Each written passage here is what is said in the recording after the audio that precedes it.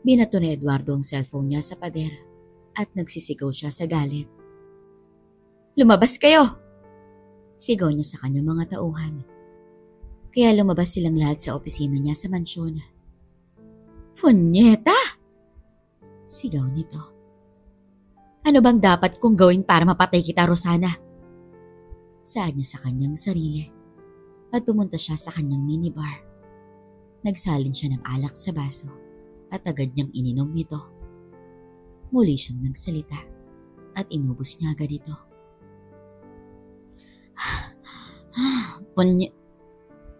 Mahinang saad niya at ibabato na sana niya ang baso nang biglang may kumatok sa pintuan. "Bakit?"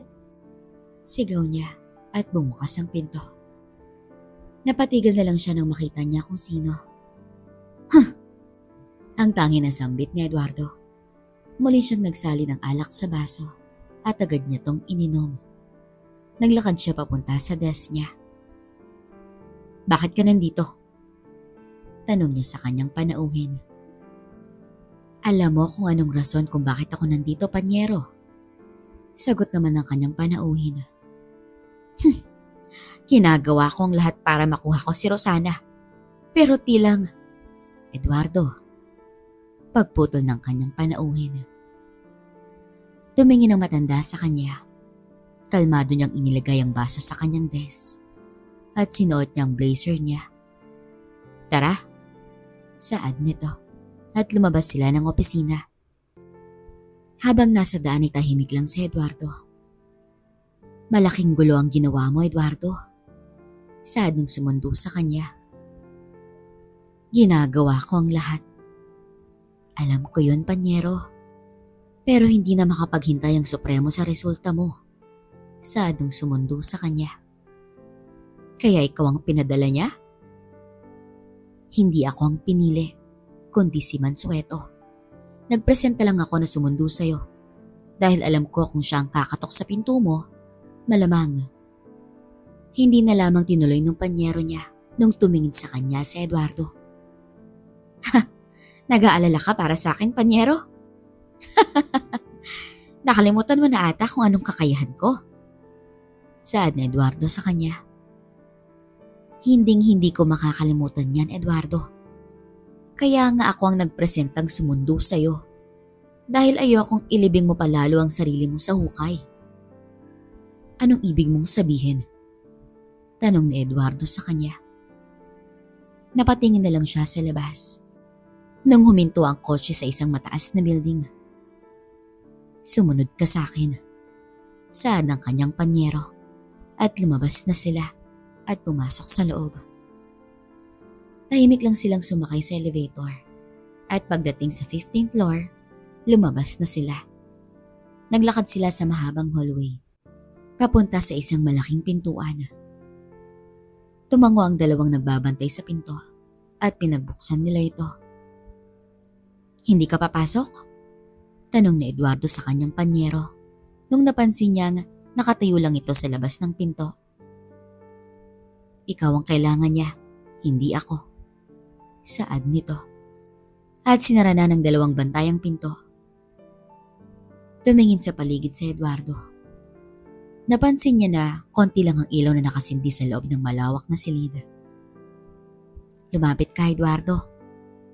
Narinig niyang tinig mula sa dulo ng silid. At nung tinoon niya ang tingin niya roon, nakita niya na may taong nakaupo sa likod ng mesa. "Lumapit ka," muling saad nung nakaupo roon. Naglakad pa si Eduardo. Napansin niya na may mga tao palang nakaupo sa gilid ng silid at natatakpan ang mukha nila sa dilim. "Maupo ka," saad ng tinig nung nakatayo na siya sa tabi ng isang upuan. Umupo si Eduardo. Tumingin siya sa paligid at sa taong nasa harapan niya. "Kamusta ka na, Eduardo?" tanong ng kanyang Supremo. Mabuti lang ako, Punong Supremo." "Mabuti," sagot naman nito. "Ano tong nababalitaan kong gulo?" saad ni Supremo na pinutol siya ni Eduardo. Ginagawa ko ang lahat para makuha ko si Rosana. Alam niyo po yan, mahal na Supremo. Pumalpak man ako sa Italy, pero dito sa teritoryo natin, hinding-hindi ko siya. Naputol na lang si Eduardo nung tumayo ang Supremo nila, pati na rin ang mga taong nakaupo sa gilid ng silid. Alam ko yon, Eduardo. Ginawa mo nga ang lahat. Pero bakit ngayon, buhay pa rin si Rosana? Natahimik na lang ang matanda at tumingin sa paligid niya. Alam mo ang patakaran ng grupo, hindi ba? At alam mo rin na hindi nababagay sa grupo ang sino mang papalpak sa lakad niya. Patuloy ng Supremo na tumayo ito sa harapan niya. Alam ko po, sagot ni Eduardo na niyuko niya ang ulo niya. Bibigyan pa kita ng isa pang pagkakataon. Saad ng Supremo na napatingin sa kanya si Eduardo. Sabay tadyak niya sa upuan niya at lumuhod sa sahig. Salamat po. Maraming salamat. Natutuwang saad ni Eduardo. Sige, makakaalis ka na. Saad ng Supremo sa kanya na naiwan pa rin nakaluhod si Eduardo nung bumalik sa upuan niya ang Supremo nila. Maraming salamat, mahal na Supremo. Saad ni Eduardo nung tumayo na siya at umatras palabas ng silid. Paglabas ng matanda, naghihintay sa kanya ang kanyang panyero at sinamahan siya nito pababa sa labi hanggang sa kotseng sinakyan nila kanina. Eduardo, tawag ng panyero niya. Tandaan mo to, huling pagkakataon mo na. Paalala nito sa kanya. Alam ko, sagot ni Eduardo. At sinara niya na ang bintana. At umalis na yung sasakyan para ihatid siya sa mansyon. Nakatayo lang ang Supremo nila malapit sa bintana. Tinignan ng kotseng papalayo sa gusali. Naihatid ko na po siya. Paalam ng panyero ni Eduardo. Sabihin mo sa akin, kasama ba ni Rosana ang mag-asawa? Ang babae lang po, Supremo. Si Chelo. Opo. Interesting. Po? Wala. Sige, makakaalis ka na. Saad ng panyero sa kanya. Salamat, Supremo. Sagot niya at umalis na siya sa opisina ng kanyang Supremo. Nakita mo na kung sino talaga si Chelo? Tanong ng Supremo kay Alona na lumabas daw mula sa likuran ng poste. Opo. Sagot ni Alona. Na humarap sa kanya ang Supremo at napailing na lang to sa kondisyon niya. Do you really have to go that far? Tanong ng Supremo sa mga sugat niya sa mukha at sa mga braso niya na napangiti lang si Alona. Napabuntong hininga na lamang ang Supremo niya at umupo sa kanyang upuan. Pasensya na kung umandar ang impulse ko. Paumanhin ni Alona sa kanya. Wala na akong magagawa dyan kung ganun ka talaga. Sagot ni Supremo sa kanya. Huwag ka mag-alala, hindi pa ako mamamatay. Saad ni Alona sa kanya. Mabuti kung ganun, kung hindi. Saad ng Supremo nito na napatingin sa kanya si Alona. Pumunta ka sa 10th floor para magamot yung mga sugat mo. Tumayo si Alona at niyuko niya ang kanyang ulo at nagsimula na maglakad papunta sa pinto. Alona, nilingon siya nito. Huwag mong kakalimutan ang objection mo. Paalala ng Supremo sa kanya. Hinding-hindi ko makakalimutan yun, Ama. Sagot ni Alona sa kanya. Mabuti. Sige, bumaba ka na. Sagot ng Supremo sa kanya. At lumabas na si Alona sa kanyang opisina. Nakarating na ng barko ang helicopter na sinakyan ni Chelo at Rosana. At agad na tinulungan ni Dino at Sonny si Julie para bumaba sa helicopter. Dalhin niyo agad siya sa infirmary. Utos ni Rosana sa kanila. Si Kenneth, tanong agad ni Ken kay Rosana. Nanilingon naman ni Rosana ang helicopter, kaya umakyat si Ken sa helipad. At nakita niyang inakay ni Jello si Ken pababa ng helicopter. Anong nangyari sa kanya? Nasaktan ba siya? May sugat ba siya? Ano? Sunod-sunod na tanong ni Ken kay Jello. Shut up and help me! Sigaw ni Jello sa kanya. Kaya tumahimik na lamang si Ken at tinulungan si Jello. Sinalubong nila Jaisel at Jared sina Rosana. At nakita niya ang reaksyon ng anak niya nung makita niya ang kondisyon ni Julie. Nasaan siya? Nasaan ang bastardong yun? Sigaw ni Jared nung hinanap niya si Ken. Nung nakita niya tong inakin ng kanyang mga magulang sa helipad, agad siyang umakyat.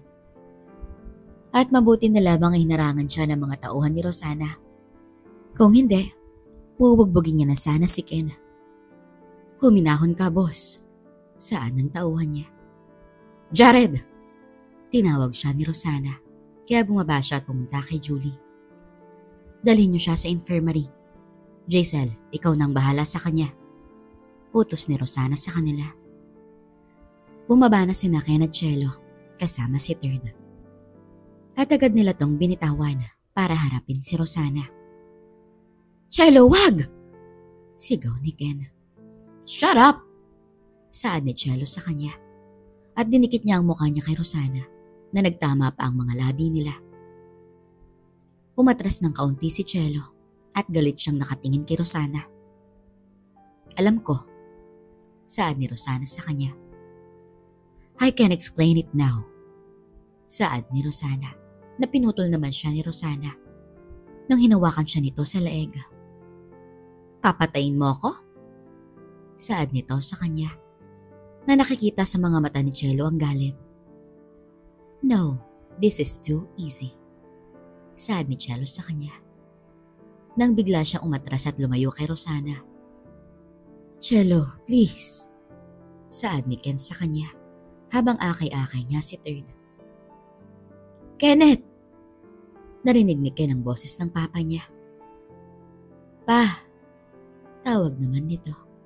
At nakita niyang nakasunod sa likuran ni Rudy si Aida. Diyos ko, ang apo ko! Saad ni Aida nang tinulungan nilang akayin si Third. Jello, muling tawag ni Ken sa kanyang asawa. Shut up, Kenneth! Hinubad ni Jello ang bulletproof vest niya at hinamon niya ng suntukan si Rosana.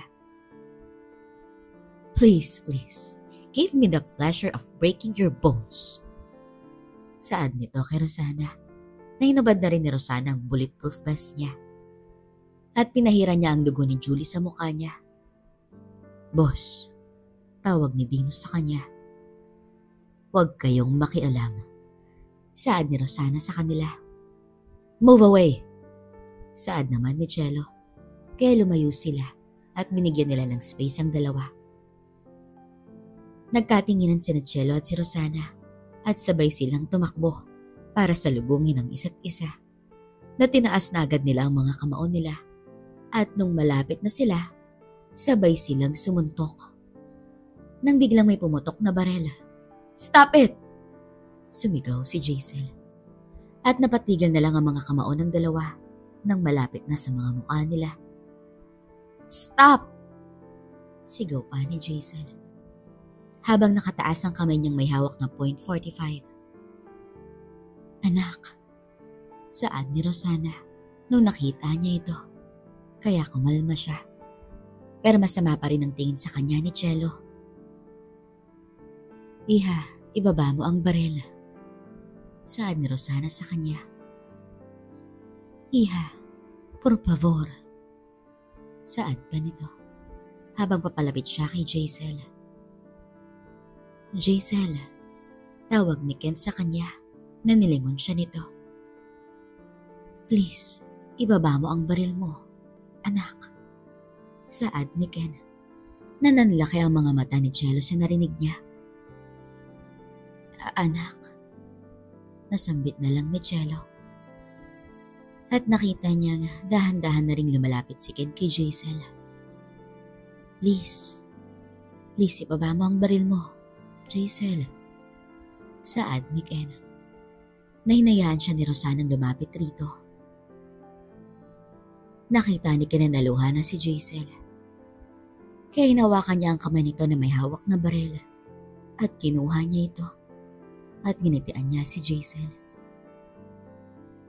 Papa, saad ng dalaga na yumakap agad siya kay Ken. Ay, anak ko. Saad naman ni Ken sa kanya na niyakap na rin siya ni Jaisel at binigay niya ang baril kay Dino. Tumingin si Ken kay Rosana na ngayon ay naluluhan na rin. Kaya nganitian niya ito. Bago niya nilingon si Cello na ngayon ay nakatingin lang sa kanya. I'm sorry. Saad ni Ken na tumingin si Cello sa sahig. Bumitaw si Ken sa pagkakayakap kay Jaisel at dahan-dahan niyang nilapitan si Cello. I'm sorry. Muling saad niya na nakatayo pa rin ito at hindi gumagalaw. Babe, tawag ni Ken sa kanya na tumingin sa kanya si Cello at nakita niya itong naluha. Babe, I'm really... Bigla na lamang sinuntok ni Cello si Ken sa muka kaya napaatras siya at napahawak sa ilong niya. Dahan-dahan na ring bumalik ang ulirat ko at nagulat na lang ako nang makita kong dumudugo ang ilong ni Daddy at nakita kong nakakamao na si Mami. Oh no! Nasambit ko na lang sa sitwasyon nila. Kaya nung nakita kong aabante na si Mami para bugbugin si Daddy, agad kong tinulak sina Lolo at Lola at binangga ko siya. At natumba kaming dalawa sa sahig. Kenneth! Sigaw ni Mami sa akin nung nakadapa siya sa sahig at nasa ibabaw niya ako. Mami, calm down! Saad ko sa kanya. Calm down? Calm down? Sigaw niya. Nabigla niyang tinulak ang sarili niya sa sahig. Nadapa ang mata ko sa kanya. At agad siyang umikot at nilagay ang mga paa sa dibdib ko at tinansyakan ako. Napaalis niya ako sa ibabaw niya at mabilis siyang bumangon. Galit na galit siyang tumakbo papunta kay Daddy. Mami! Sigaw ko sa kanya nung inunat niya na ang braso niya. Kenneth! Sigaw niya. Stop! Sigaw ko nang biglang tumayo sa harapan ni Daddy si Jared. Kaya siyang tinamaan sa kamao ni Mami. Jared! Sigaw ni Rosana nung nakita niyang dumugo ang ilong ni Jared nung tinamaan siya. Napaatras si Jared kay Daddy at dahil sa gulat ni Mami, napatigil na rin siya. Cello, tama na! Sigaw ni Lolo Rudy kay Mami. Nakita kong hinihingal na si Mami sa galit dahil sa natuklasan niya. Mama, mahina akong saad na lumingon siya sa akin at kay Daddy. When are you going to tell me about this, Kenneth? Sigaw niya kay Daddy. And you! Turo niya kay Rosana na ngayon na lumapit na kay Jared at tinignan ng ilong niya. Sasabihin ko naman sana sa'yo, Cello. Saad ni Daddy. Pero hindi ko alam kung paano. Dagdag pa niya. Nakita kong naluhan na lang si Mami at galit na galit pa rin siyang nakatingin sa kanila. Tinanong kita noon pa, Kenneth. Kung meron ba? Anong sinagot mo? Wala. True. Sagot naman ni Daddy. Dahil sa panahong yun, hindi ko alam na may anak kaming dalawa. Tumingin si Daddy kay Rosana at balik kay Mami. Napailing na lang si Mami at nagsisigaw siya sa galit. Naintindihan ko ang nararamdaman ni Mami. Selosa siya. At kahit sino pang tanungin mo, mapa-opisina o sa mga social functions na ina-attendan nilang dalawa, ayaw niyang may umaaligid kay Daddy. Kwento sa akin ni Daddy, 2 beses lang daw nagbahal si Mami. Yung una ay si Alex. Nasinaktan siya, kaya siniguro ni Mami na hindi na to mauulit. Kaya ganun siya kaprotektado kay Daddy at sa relasyon nilang dalawa. Narinig namin galing kay Mami. Kaya dahan-dahan nang humakbang si Daddy palapit sa kanya. Babe, I'm sorry. Ayokong saktan ka. Saad ni Daddy sa kanya nang papalapit na siya kay Mami. Mom, tawag ko sa kanya na lumingon siya sa akin. Stay away from me. Saad ni Mami kay Daddy. I can't. I love you. Saad ni Daddy sa kanya. Please, Kenneth, stay away from me. Stay away. Saad ni Mami sa kanya. Cello, please, listen to me. Isang hakbang na lang siya kay Mami. Nang biglang sumuntok si Mami, kaya napapikit na lamang si Daddy. Nung tinamaan siya sa muka, kaya napaluhod siya.